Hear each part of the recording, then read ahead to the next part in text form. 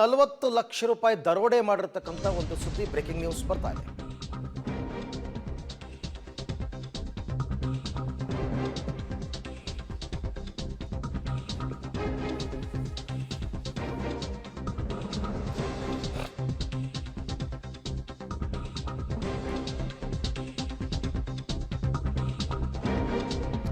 ಬೆಂಗಳೂರಿನಲ್ಲಿ 40 ಲಕ್ಷ ರೂಪಾಯಿ ದರೋಡೆ ಮಾಡಿದ್ದಾರೆ. ಅದೇನು ಗನ್ ತೋರಿಸಿ ಗನ್ ಪಾಯಿಂಟ್ ಇಟ್ಟು 40 ಲಕ್ಷ ರೂಪಾಯಿ ರಾಬರಿ ಮಾಡಿದ್ದಾರೆ. ಬೆಂಗಳೂರಿನ ಸಹಕಾರ ನಗರದ ಕಾವೇರಿ ಸ್ಕೂಲ್ ಹಿಂಭಾಗದ ಮನೆಯೊಂದರಲ್ಲಿ ನಡೆದಿರತಕ್ಕಂಥ ಘಟನೆ.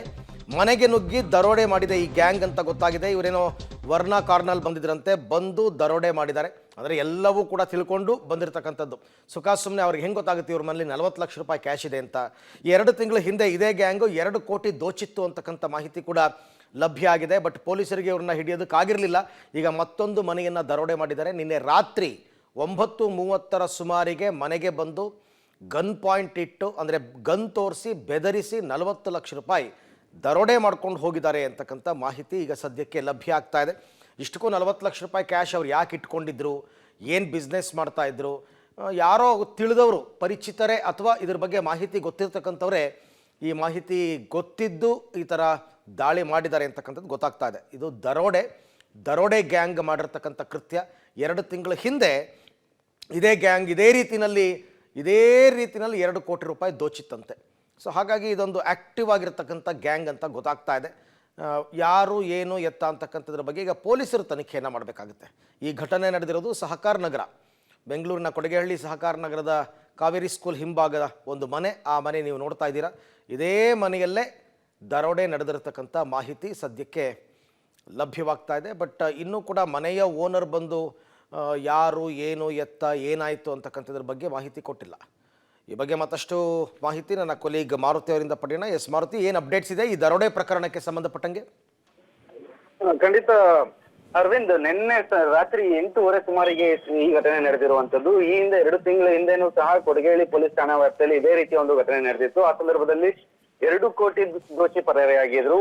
ವರ್ಣಾಕಾರಲ್ಲಿ ಬಂದಂತಹ ದುಷ್ಕರ್ಮಿಗಳು ಈ ರೀತಿಯ ಕೃತ್ಯವನ್ನ ಎಸಗಿರುವಂತದ್ದು. ನೆನೆನೂ ಸಹ ಇದೇ ರೀತಿಯ ಒಂದು ಘಟನೆ ನಡೆದಿರುವಂತದ್ದು. ಮುಖ್ಯವಾಗಿ ಇಲ್ಲಿ ಗಮನಿಸಬೇಕಾಗಿರೋದು, ಮನೆಯಲ್ಲಿ ಯಾರು ಇಲ್ಲದ ವೇಳೆಯಲ್ಲಿ ಅವರು ಬರ್ತಾರೆ, ಯಾರು ಇಲ್ಲ ಅಂತ ತಿಳ್ಕೊಂಡು ಬಂದಿರ್ತಾರೆ. ಆದ್ರೆ ಮನೆ ಮಾಲೀಕರಾದಂತಹ ಡಾಕ್ಟರ್ ಉಮಾಶಂಕರ್ ಅವರು ಅದೇ ಸಂದರ್ಭಕ್ಕೆ ಮನೆಗೆ ವಾಪಸ್ ಬಂದಿರ್ತಾರೆ. ಹೊರಗಡೆ ಹೋಗಿದ್ದವರು ವಾಪಸ್ ಬಂದಾಗ ಅವರಿಗೆ ಗನ್ ಪಾಯಿಂಟ್ ನ ತೋರಿಸಿ ಮನೇಲಿದ್ದಂತಹ 40 ಲಕ್ಷನ ದೋಚಿ ಪರಾರಿಯಾಗಿರುವಂತದ್ದು. ಈ ಸಂಬಂಧ ಕೊಡಗೇಹಳ್ಳಿ ಪೊಲೀಸ್ ಠಾಣಾ ಪೊಲೀಸರಿಗೆ ದೂರನ್ನ ದಾಖಲಿಸಿರ್ತಾರೆ. ಕೊಡಗೇಹಳ್ಳಿ ಪೊಲೀಸರು ಅಕ್ಕಪಕ್ಕ ಮನೆಗಳ ಸಿಸಿಟಿವಿನ ಪರಿಶೀಲನೆ ಮಾಡ್ತಿರುವಂತದ್ದು.